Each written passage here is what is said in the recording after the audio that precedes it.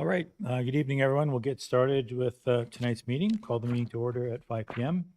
Before we get started, I want to acknowledge that the land in which we gather is Treaty 2 land, traditional territory of the Anishinaabe, Cree, Ojibwe, Assiniboine, Dakota, and Dene peoples, and the homeland of the Red River Métis. We affirm our commitment to moving forward in partnership with Indigenous communities, including the national government of the Red River Métis, in a spirit of collaboration and reconciliation. Motion by Deputy Mayor Lachlan and seconded by Councillor Sobering that council accepts the regular council meeting agenda as presented. All in favor? Carried. Thank you. And moved by Councillor Stakilo and seconded by Deputy Mayor Lachlan, be resolved that council waives the reading and accepts and approves as circulated the minutes of our previous meeting, and that's the regular council meeting from June the 8th. All in favor? Anyone opposed? Carried. All right, motion by Deputy Mayor Lachlan and also seconded by Councillor Stakilo that we now adjourn we adjourn the meeting to enter into the public hearing as scheduled. All in favor? And we'll now commence to hear representations from the public. And I think the public is, one public is sitting right there in front of us in regards to the Planning Act.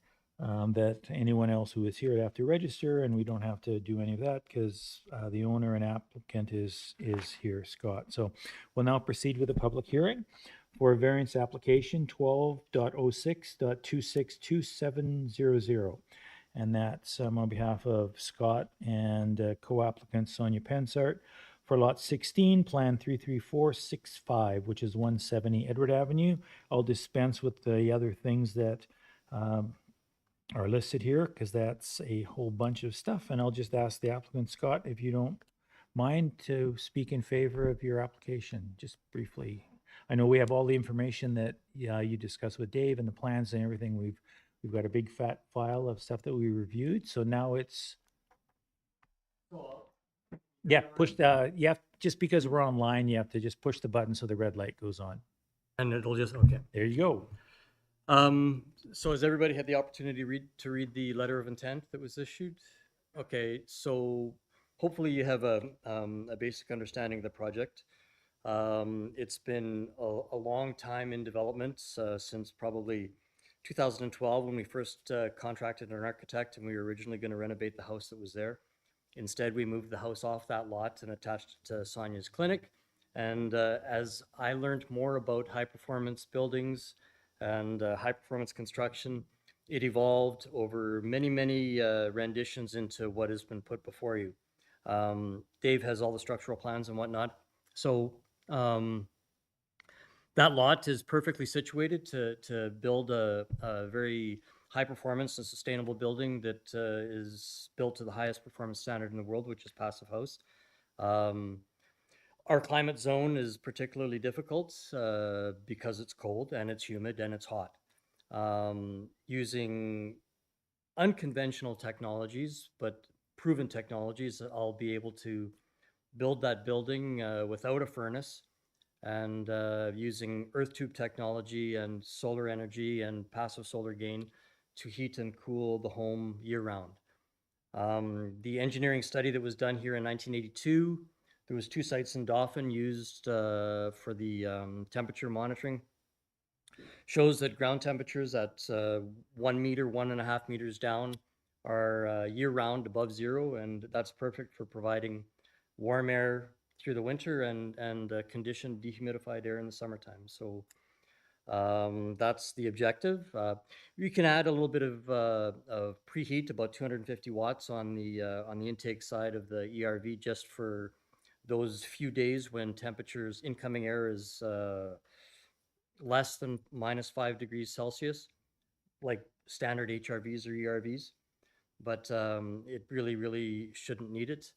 One of our objectives, one of our primary objectives, was to use technologies and materials and contractors and whatnot, all from our local area. So Canadian, Manitoba, Winnipeg, Dauphin suppliers all the way through the project, other than maybe 3 doors. They might be coming from a company called Appear in Europe that makes a really substantial high performance door. But Otherwise, everything is coming out of Manitoba. So, um, questions at all? Oh, and unfortunately, the ERV, it's a US product, and yeah. Yeah, yeah, I hummed and hawed a lot about that, but because there's a company in Winnipeg called Tempa that is really good, but they're not passive house rated, so chose not to use them. No, I just got no questions, just comments. Like, awesome project. I'm glad you're doing it. Uh, we did a net zero house project in Dauphin here. Our building inspector, Dave Durkach, is very involved in it. He knows about performance, energy code versus prescriptive. Prescriptive, you just follow the recipe. You do this, they'll pass if you check all the boxes. Performance wise, like you're going, it's you have to look at the whole building as a system, and you've done that.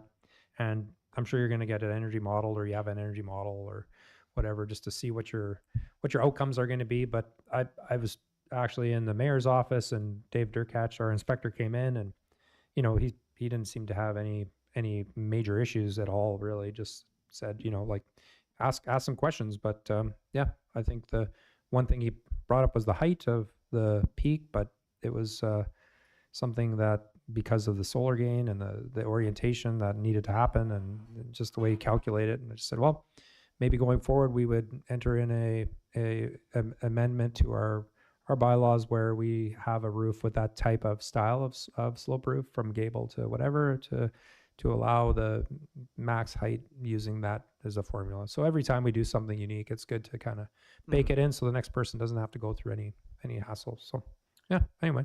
The energy modeling has been completed. It's being conducted by a fellow named Rob Blakeney out of Guelph, Ontario, through a company called Local Impact Design, and I sourced him through the passive house side of things, and he's a real big proponent of earth tubes and earth tube technologies, and has been involved in numerous buildings to the passive house standard that were constructed using earth tubes.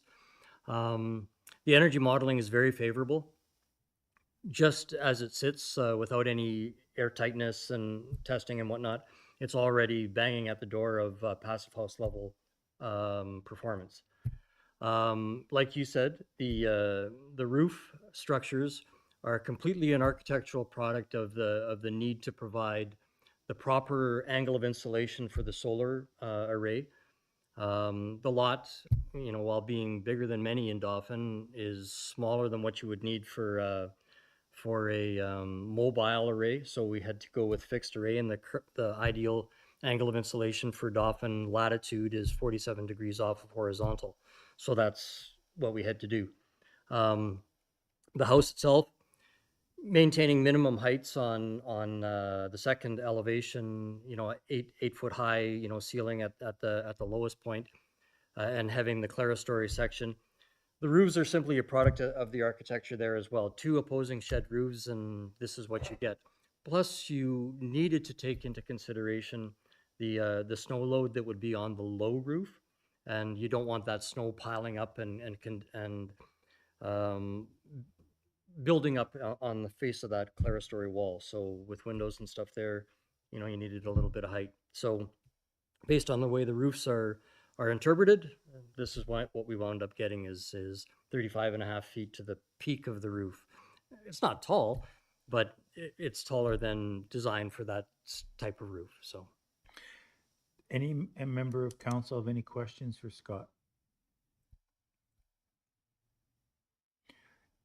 Assuming it looks like everybody's in favor, I'm assuming you're a go. You start right away. Like, what's your timeline from this point? so obviously you can't just keep contractors sitting in your back pocket. My plan right now, if the permit was awarded, would be to get the civil works done, like the taking off the overburden and building it up to the flood protection elevation, so that we would be ready to do slab next summer, next spring. I don't want to leave a heavily insulated slab unprotected over the course of, over a winter. So the plan would be to build the garage shops first, get that dried in, and work out of that in preparation for the next project in the following spring. So ideally, we'd be hoping to get the garage shops up in and dried in by the end of fall of 2027, and then the all of the civil work would have been done for the house already, for the flood protection elevation, for the compacted materials. So we'd be able to go into the slab and the thermal battery right away for the house in 2027 or 2028. The other, sorry, unique thing about the project too is this massive thermal battery that's in the house. The the slab itself is designed to store energy, but the thermal battery is a big board formed concrete structure that is also the structural element that holds up the clerestory wall. But that thermal battery, they're used all over the place, and it's an old technology, but it stores thermal energy through the course of the day, and then it releases it over as temperatures in the building start to drop, and it equalizes and whatnot. So lots of heat sources, hopefully. So yeah, that would be the plan for next spring, but we would do, you know, a bunch of work, civil side, maybe get the earth tube in and capped off this year as well. Okay. It's very interesting. And, you know, when we were talking with the building inspector, he was saying that, you know, your design is obviously ahead of the curve based on the current building standards and code. But he suggested probably in a couple of cycles, this is what they'll be recommending, you know, the kinds of, you know, things that we have to do to, you know, to be more conservation minded and just smarter building overall. So if there aren't any other questions, you have anything to add on the tail end here? No, I mean, it's an exciting project. Sonia and I have put a ton of work into it. So we've already, you know, invested, you know, there's a lot of money goes into getting architecture and engineering work done and stuff like that. And people aren't cheap. So And you still got all your fingers from the stones, right? I still have the breaks have healed and the nails have grown back. I was following some of your comments on, you know, some of the odd challenge you had when they didn't quite fit or. Yeah, I don't think I'll ever do that again. Anyhow, all right. Go right to here, I think. Yeah. Yeah, I think so. Yeah, So we have a, if council is I ready think to council is ready to make a decide. decision, I think. I don't think anybody is, yep. So the motion is by Deputy Mayor Laughlin, seconded by Councillor Sobring. Do we approve the variation? Yeah. So we just go through the pages and read what. Oh, we got to go to the next one, right? Okay, so we've done that. Perfect. So now moved by Bellemare, seconded by Daly, that we reconvene and return to the regular council meeting, procedural, and then motion by Deputy Mayor Laughlin, seconded by Sobring, be resolved that the public hearing for the variance application is concluded. And all in favor?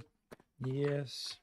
And then moved by Ray, seconded by Deputy Mayor Laughlin, be resolved that the variance application for owners Sonia Pensard and Scott Sylvester for aforementioned property be approved with the following conditions: that a building permit will be required to obtain from the city for construction of the dwelling and the detached garage, that the accessory garage is permitted to be constructed prior to the dwelling to allow site building material storage essential for the construction of the dwelling, that the building layout and grading is the property owner's responsibility and shall be in accordance with the city policy and approved site plan, and that the lot surface drainage cannot adversely affect the adjacent property.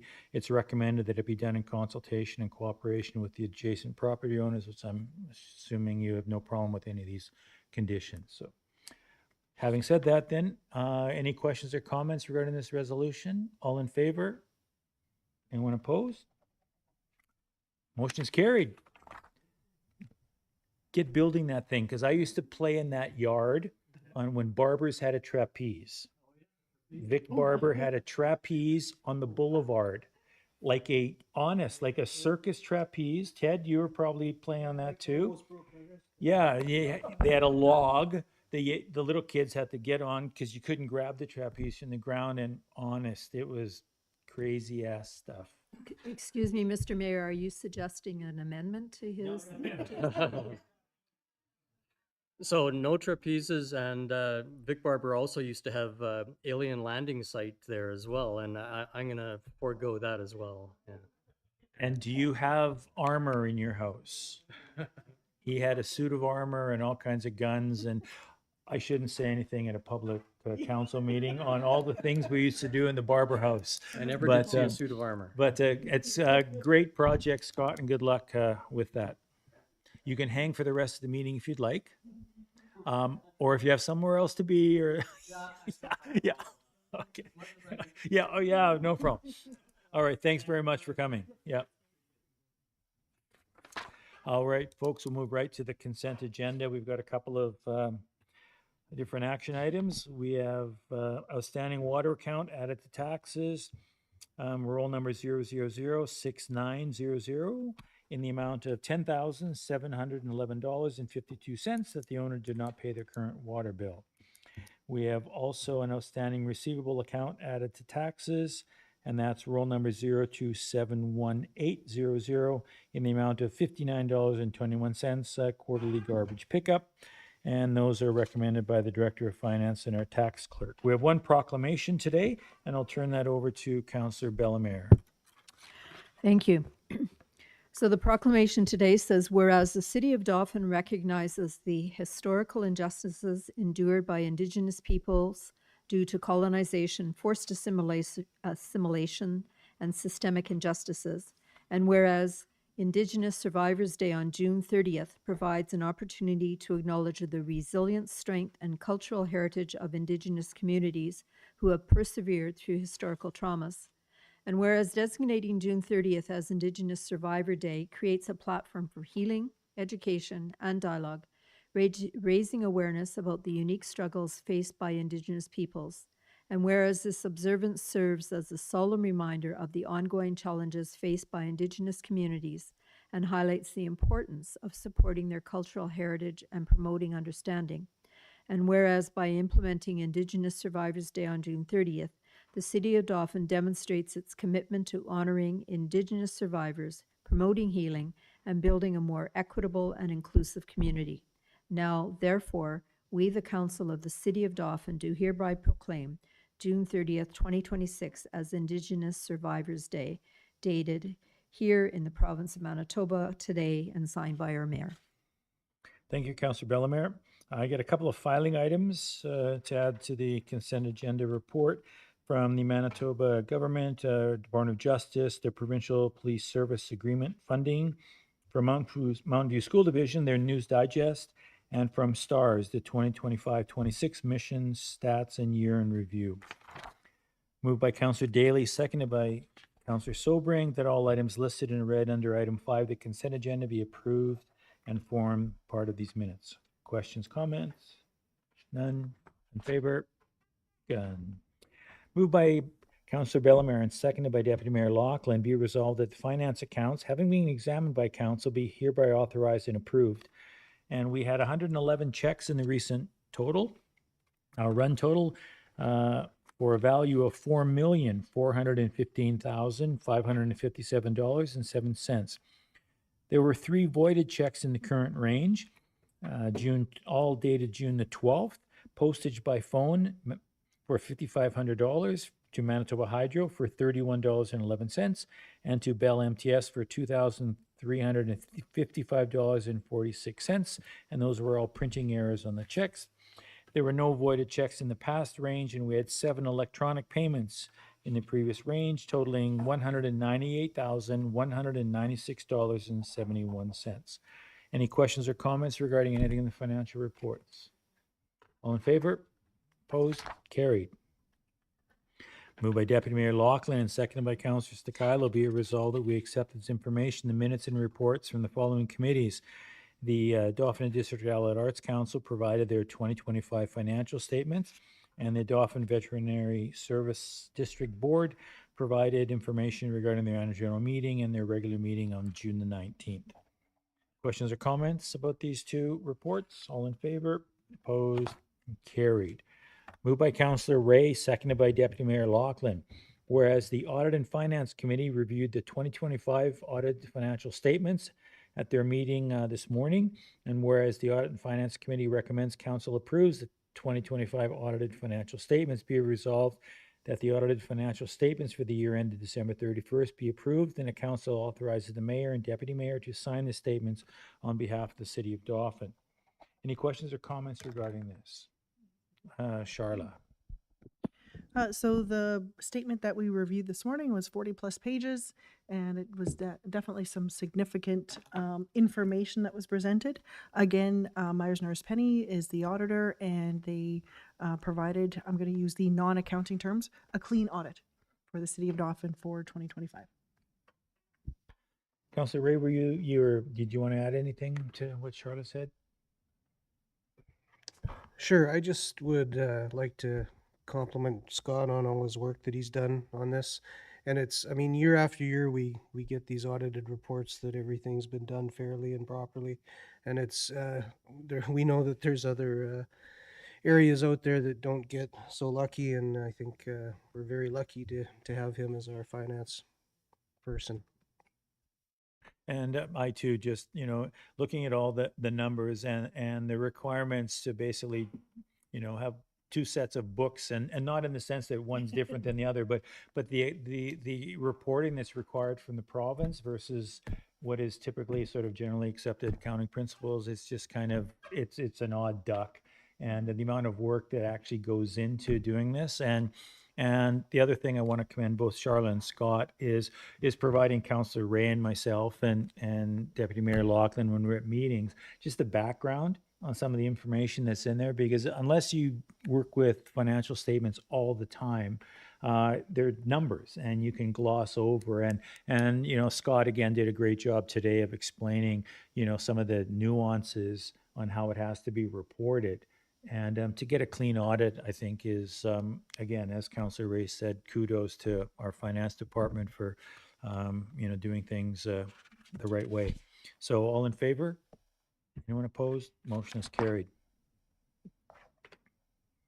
Moved by Councillor Bellemare, seconded by Councillor Stakala. Whereas the city is a member of the Riding Mountain Biosphere Region, which promotes sustainable community development, biodiversity conservation, and environmental stewardship within the region surrounding Riding Mountain National Park.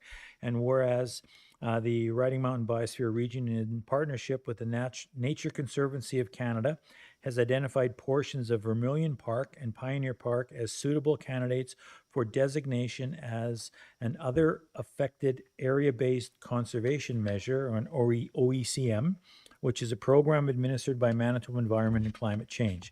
And whereas OECMs are recognized conservation areas that contribute to biodiversity protection through existing stewardship and land management practices, while allowing compatible recreational and other land use to continue, and whereas the proposed OECM designations apply only to identified river bottom forest areas that are already subject to development restrictions under existing provincial regulations and municipal bylaws, be it resolved that Council accepts as information a memo dated June the 11th from the City Manager regarding the Biosphere Region proposal to designate parts of Vermilion Park and Pioneer Parks as an OECM, noting that the proposed designations will not restrict any future recreational development on lands within Vermilion Park or Pioneer Park that are otherwise physically and legally developable, and recommending that Council supports the proposed OECM designation.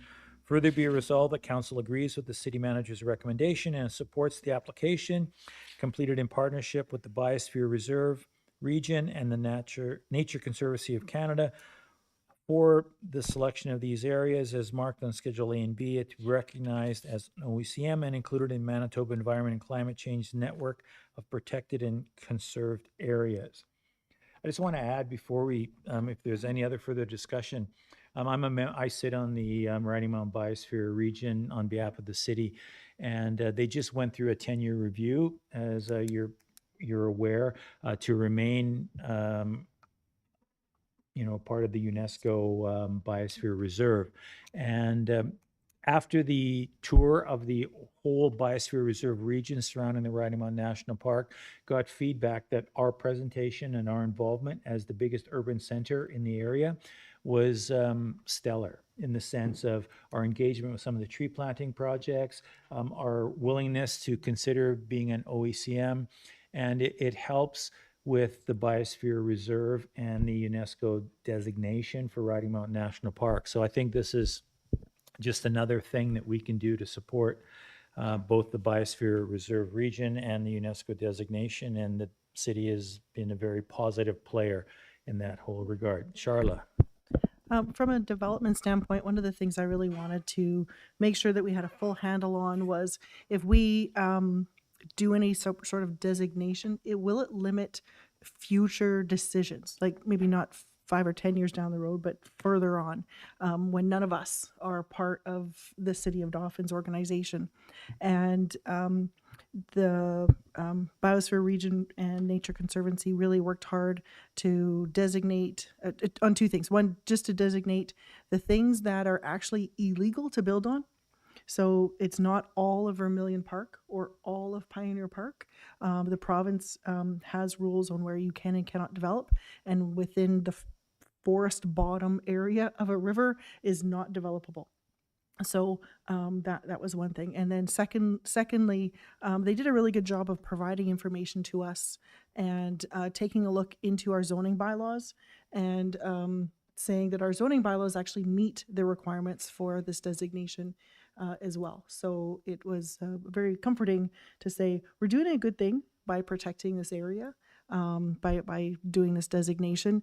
It is also backed. It's not just two independent bodies like the Biosphere Region and Nature Conservancy, but it's also like Manitoba Environment and Climate Change. This designation is part of their network of protected and conserved areas. So it's also supported by the province of Manitoba. Any other comments from members of council? All in favor? Anyone opposed? Carried. Ooh, a long one. Moved by Deputy Mayor Lachlan, seconded by Councillor Daly. Whereas Whitmore Properties Dauphin Limited has applied to subdivide a portion of Lot 2, Plan 42800, located at 220 Whitmore Avenue West, for the purpose of creating 3 separate lots to facilitate the phased redevelopment and continued residential multifamily use of the Parkland Crossing property. And whereas Community Planning Services file number 4411-26-7909 was circulated to applicable government departments and utility providers for review and comment, and Community Planning Services has requested Council's recommendation respecting the proposed subdivision application.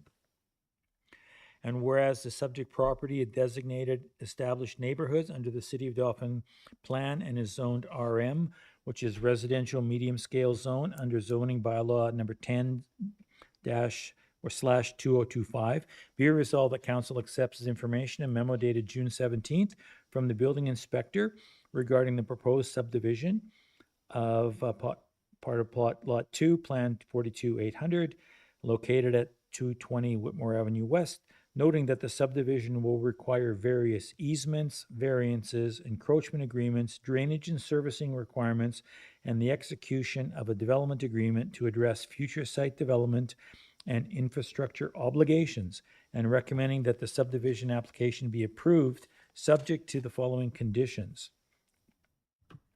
Further be resolved that council agrees with the building inspector and recommends approval of the application subject to these conditions, that the applicant shall satisfy all the requirements and conditions identified by Community Planning Services, including those of Terranet, which is the Land Titles Division, Manitoba Hydro, Centra Gas, Bell MTS, and Westman Communications.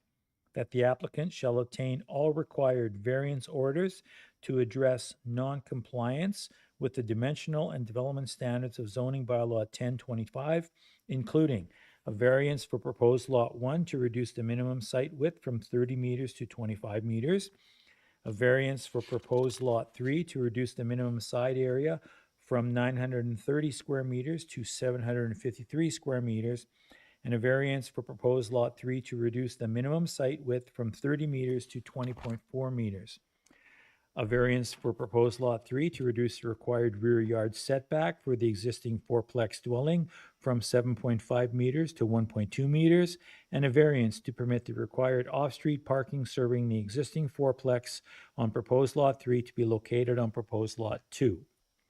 The applicant shall further obtain and register all required easements, encroachment agreements, caveats, and related legal instruments, including an encroachment agreement for the existing building and eaves extending from proposed Lot 2 onto proposed Lot 1, an encroachment agreement for the existing sidewalk associated with proposed Lot 3 extending onto proposed Lot 2, and an encroachment agreement providing legal access to proposed Lot 3 via the existing approach located on proposed Lot 2. The applicant shall submit an engineered lot drainage plan, including proposed finished grades and lot elevations satisfactory to the city, demonstrating that site drainage will not adversely affect adjacent properties, and the applicant shall enter into a development agreement with the city pertaining to lots 1, 2, and 3 in a form satisfactory to the city, addressing infrastructure design, construction requirements, servicing, drainage, road design, access, engineering requirements, and responsibility for all of the associated costs. Further be resolved that the community planning services of the province be advised accordingly. Lots of details in there, and I know that we had lots of material to review. Any questions or comments from any members of council or city staff on this proposal? Yeah, go ahead. Sure. We've been working with this developer for, I think, a couple years on this project, or on several other projects, but this one in particular. And a lot of thought has gone into really what the former facility, formerly called Parkland Crossing, what it'll look like and how it will serve our community. And I think this developer really is got some really interesting ideas, and we're looking forward to seeing those ideas come to life right on the site. Any other comments? Call for the question. All in favor? Anyone opposed? Motion is carried. Moved by Councillor Bellemare, seconded by Deputy Mayor Laughlin. Whereas the city has identified opportunities to acquire strategically located properties to support future municipal development, redevelopment, economic development, community enhancement, and other public purposes, and whereas the vacant lot legally described as Lot 7, Block 1, Plan 243, and municipally known as 114 First Avenue Northwest, is currently listed for sale through Action Realty at $32,500. And administration has negotiated the potential acquisition of the property at a purchase price of $25,000 pending council's approval. Be it resolved that council accepts this information, a memo dated June 19th from the Economic Development Manager regarding the proposed acquisition and the offer to purchase, recommending that the city acquire the property at a purchase price of $25,000 plus applicable taxes and fees. Further be resolved that council agrees with the Economic Development Manager's recommendation and approves the purchase at a purchasing price of $25,000 plus fees and taxes, with funds to be paid from the development reserve. And further be resolved that council authorizes the city manager to execute the offer to purchase said property on behalf of the city. Questions or comments? All in favor? Anyone opposed? Motion is carried. Councillor Sobring's discussion early on about establishing this reserve is finally put into use. So we'll see in the future how we can also continue to benefit our community. Moved by Councillor Daly, seconded by Councillor Ray. Whereas council approved funding in the 2026 financial plan for the purchase of a new 3/4-ton truck for the fire department to support departmental operations, including the towing of trailers, boats, and other equipment. And whereas administration issued an RFP number 2026-06 on May the 28th and invited submissions from local dealerships to supply the required vehicle. And whereas the request for proposals closed on June 15th and 4 proposals were received, with bids ranging from $69,422.08 to $79,176.16 plus taxes. And whereas the fire chief, director of finance, and project and development manager reviewed the submissions and determined that the proposals submitted by Dauphin Ford for a factory ordered 2027 Ford F-250 XL in the amount of $69,422.08, plus an additional $550 for a block heater, represents the lowest compliant bid.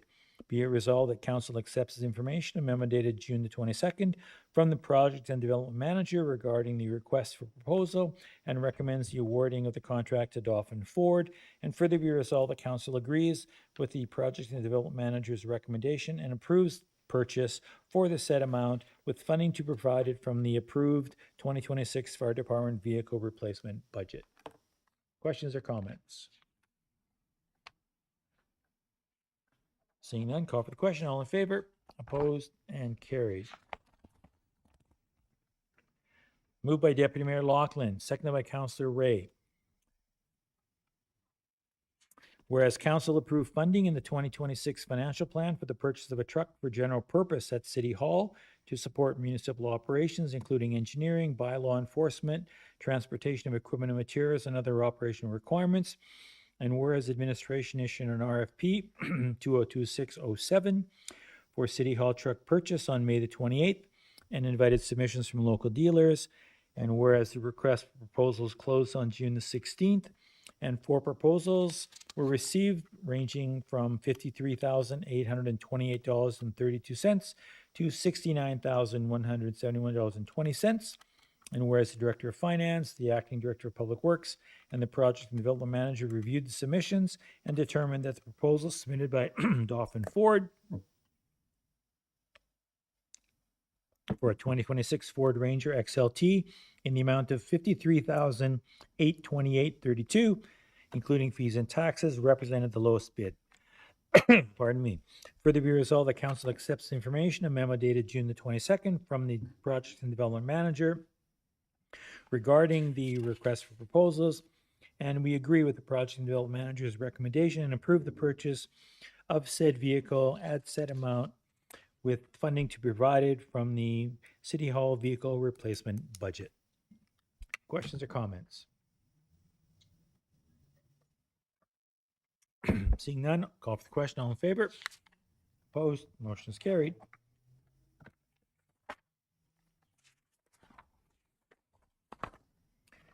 Moved by Councillor Skylo, pardon me, and seconded by Deputy Mayor Loughlin. Whereas the Dauphin District Food Bank provides an essential service to residents of the area by assisting individuals and families experiencing food insecurity and financial hardship. And whereas the food bank has advised that increasing food costs and rising demand has placed significant pressure on its operations, and whereas the city owns agricultural land located north of the sewage lagoon, which is currently leased for agricultural purposes, and arrangements have been made with the lessee to permit the food bank to utilize a portion of the land for the production of a soybean crop as a fundraising initiative. And whereas several local businesses and community partners have committed to providing seed, fertilizer, chemicals, fuel, etc., and other supports for the project, with the expectation that the proceeds from the crop will be directed to the food bank to assist in meeting the needs of local residents. And whereas the food bank has requested that the city waive the lease fee associated with the use of the land, be resolved, the council accepts this information. Correspondence dated May the 20th from Robin Gamlet, chair of the food bank, requesting that the city waive the lease fee associated with the use of the property for the 2026 growing season. Further be resolved, the council approves waiving the lease for the 2026 crop year, with the value contributing to the food bank in support of its ongoing operations within the community. Questions or comments? All in favor? Anyone opposed? Motion is carried.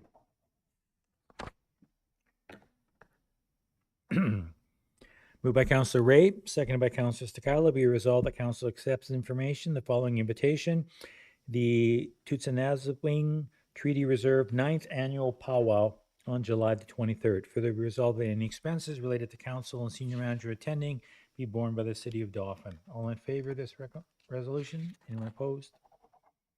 And carried. And moved by Councillor Ray and seconded by Councillor Bellemare that we go to the councillor reports. So last week I started with Councillor Daly, and this week I'm going to start with Deputy Mayor Lachlan.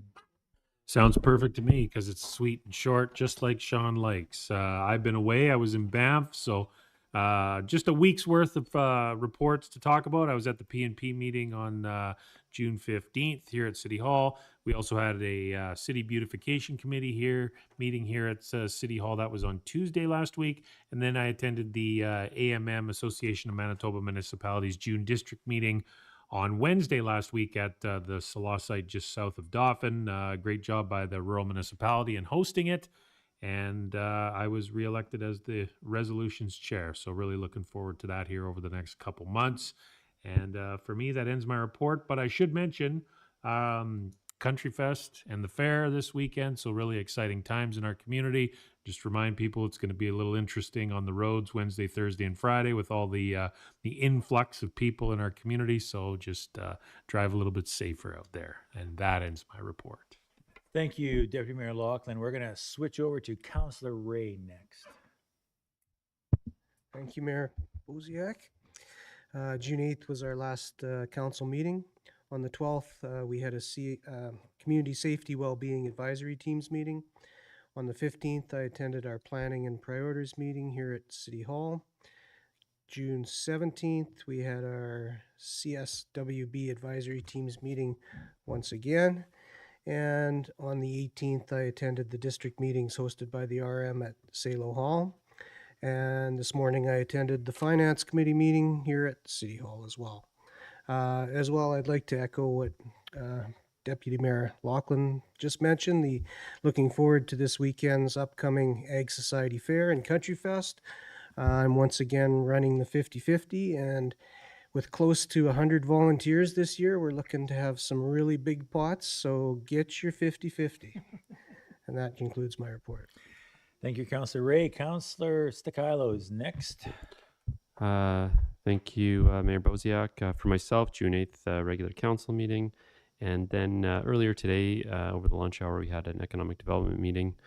And we had a special guest today. Clayton Swanton was there to discuss the Northgate Trail expansion into Riding Mountain Park. Always exciting to hear on that project. And he did a great job at spinning the economic development the economic development benefits from expanding that trail into the park, and that the whole collaboration and partnership with Parks Canada on that, and really exciting times coming forward for that project and for our community for sure. Again, to just want to echo past councillors on this upcoming weekend. Always an exciting time in our community. But also just give kudos to Dauphin Rec Services again. Just they can flip the facility over pretty quickly. This past weekend was the graduation ceremonies there, and they're already busy setting up for the fair coming. So kudos to all the hard work that goes on over there, getting the site prepped and ready for the numerous events that are held over there. And it's great to see the amount of activity that is happening over there. So with that, it ends my report. Thank you. Councillor Bellemare, you're next. Thank you.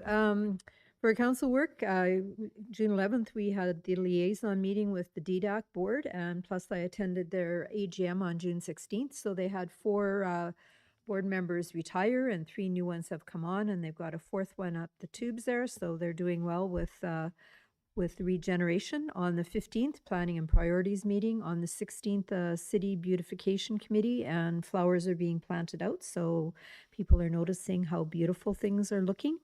On the 17th, we had a Riverside Cemetery meeting, and there's a further integration of the web cemetery software that's happening, and hiring new staff to get that grass tamed. And 17th, Community Safety and Wellbeing Advisory Group meeting. And on the 18th, I also attended that regional meeting at Salah that's been mentioned. And great pierogies and cabinet ministers and conversation. And that was all great too. And community events, Mamaway Park, we've been planting some replacement trees on the Toboggan Hill and doing some weeding and trimming, getting it ready, doing our share, getting it ready for the big weekend. Also, reminder that on July 1st that we're having, the city has organized Canada Day celebrations in CN Park from 5 to 8. And it includes Barkland. They're going to have some guests there, and also Sober Market. Some of you may have heard of the new business that Valerie McGinnis is operating out of her Bloom and Beans. So she's going to be there as well, and great music and all kinds of stuff there. So Rock Candy is playing. So hopefully see you there. And just a big thank you to all the volunteers that make these special events at this time of year happen. And also I'd mentioned to the DRS employees, they're kind of working overtime too right now. So thank you to everyone, and I hope everyone has a wonderful time in the next 10 days. Thank you. Councillor Sobering, do I dare? Yeah, yeah. I'll keep mine brief as well. I didn't get to any meetings with pierogies, but I did attend the MVSD Umbe Negamon celebration. I think I got that right, for the 5 years of research they completed. And I did have a tasty, I think it was like a bannock and kind of like a pizza pocket. It was delicious. But well done to them. They concluded 5 years of research, and their findings were documented, and there was the university was involved, and it was held at their facilities. And I have been on the 17th, attended Riverside Cemetery meeting. And yes, thank you to all the hardworking staff out there trying to keep the grass tamed. I know that we have experienced a little bit of rain, feels like every other day or every day, but they are working and trying their best to get it down to something acceptable. And today I was also in attendance at the economic development meeting, and I was a participant of the presentation on Northgate. And it's probably one of the most exciting ones coming up that I'm really looking forward to seeing initiated. I know it's a lot of work, a lot of different players, but it seems seemingly very, very supported and very well handled. So congrats to that group, and good luck, and just keep at it. Other than that, congratulations to all the grads that had a graduation this past weekend. It looks like it was a really fun time had by all, and looking forward to the Country Fest and Ag Fair. So yeah, our city is going to be entering its busy time. Lots of festivals, lots of outdoor activities, Canada Day celebrations. So yeah, there is lots of stuff to do. So please get out there and participate and enjoy. And that ends my report. Thank you. And Councillor Daly. Thank you, Mr. Mayor. I attended the last council meeting on June 8th. Other than that, I was on the injured reserve list for the last PNP. And as a result of that, I just want to have a shout out to the emergency room staff and personnel, where I spend quality time for a couple of days. But the amount of abuse those people take in there is unbelievable. While I was sitting there over a 4-hour period, there were 5 ambulances that showed up, and nobody seems to understand. It doesn't look too busy in the front end, but in the back end, there's a lot of stuff going on that people don't understand. So I made sure that everyone over there knew that I and we appreciate what they're doing over there, because it's quite a thing to experience when you sit there long enough and you actually pay attention to what's happening. So anyway, after that, I also wanted to say shout out to our staff, all of our staff and council, because of the negative abuse and nonsense that goes on constantly, especially at times when good things are happening. It's very disappointing, but I'm very impressed with the way our staff has managed that, put up with that, and handled all of that in a very professional and conscientious way that makes us all look a lot better. So thank you, everybody, for that. And I did do a little bit of work, vet services meeting and AGM on Friday. All went very well. And I think that's it for me. Thanks very much. Thank you, Councillor Daly. I'll just wrap. Last week, I spent just about the whole week in Winnipeg at the first National Trail Summit that was put on by the Trans-Canada Trail. And they chose Winnipeg, I think, because it's in the center of the country, and it's the first event of this kind. I want to acknowledge that the city was a sponsor of part of the conference, and we were very well represented. Martine and Ember, McDev and Tourism were there, and really showcased and a lot of positive stories about our community. And I want to also acknowledge that we were well represented with presenters at the conference. Adrian Alfonso, new Back in Black's operator in town, along with Clayton Swanton and Alec Mann, and had a presentation on Northgate. And we blew the doors off other people from across the country. What was really interesting in the session that Clayton and Alex made the presentation on Northgate, the people from across the country and from the United States were going, "You did that in a town of 8,500 people? You raised that much money and you built a $2.5 million, 28 kilometer bike path network on the edge of the national park." And there was one professor and his grad student that did research on the 36 trail communities in BC. And they were blown away by what we have at Northgate, because they said that they have pretty decent trails in terms of elevation, but what they don't have is the amenities that Northgate has. The presenter from BC said, "I'd like to have your bathroom. I want to have your bathroom on any of the trails that we saw in BC." And what was so interesting was the notion of how the community came together to do this. And I went also to a pre-conference session that was at Bison Butte, which is the Canada Games cycle facility that was built in Winnipeg behind IKEA and between IKEA and Fort White. And it's a 5K loop, and you can't get there. They don't have a trailhead. They don't have any public access. You basically have to drive down this sort of half-deserted gravel road or sneak in through the hole in the fence behind Cabela's to get onto the network. They need to spend at least $1 million to upgrade the trail head, and they're dealing with erosion and other kinds of problems on the site. So 10 years ago when it was built, it was the Canada Games venue. But right now, even though they have a very dedicated group of volunteers that are trying to look after it, I was wishing while I was there to seeing the less than stellar condition part of that trail network was in and say, man, I wish these people were able to see Northgate. I wish they could see what we have developed here. And then what was really beneficial was to liaise with some of the other national level organizations, and particularly Parks Canada. One of their director of development was at the conference from Quebec, and then we spent a lot of time chatting with him, and he's fully up to speed on the project at Crawford Creek right now and the integration between the city, Northgate, Parks Canada, and the province.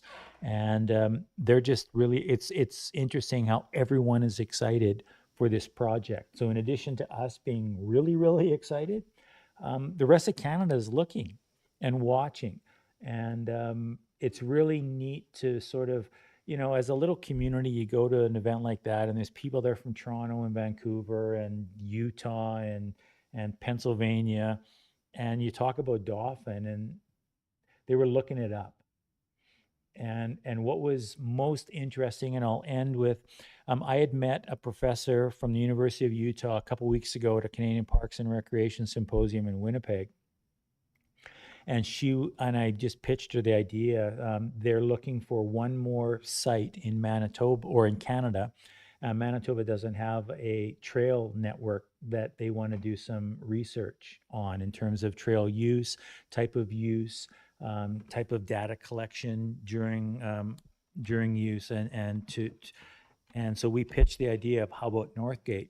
And so then I arranged a meeting with her and Clayton and Alex at the event on Thursday night in Winnipeg. And so she came up, and when I introduced her to Clayton, she went, you're the one of the guys under 40, like fabulous 40 under 40 or whatever that award a couple years ago, CBC." And so I was blown away by the research that she had done on Northgate and the proponents before she wanted to meet them. And so we're going to get involved in this international study about trail use. And Parks Canada and another app development company will be providing some supports to this whole project. So it's really neat to go to events like that, but then to be recognized as having done a job really, really well in a small little community in the middle of nowhere relative to all these people that were at this conference. So hats off to Alex and Clayton and everyone who presented on our behalf, and I think we made a mark at that conference. With that, I'll call for the question. All in favor of accepting? Anyone opposed? And carried. And with that, moved by Deputy Mayor Laughlin, seconded by Stakilo, that we council meet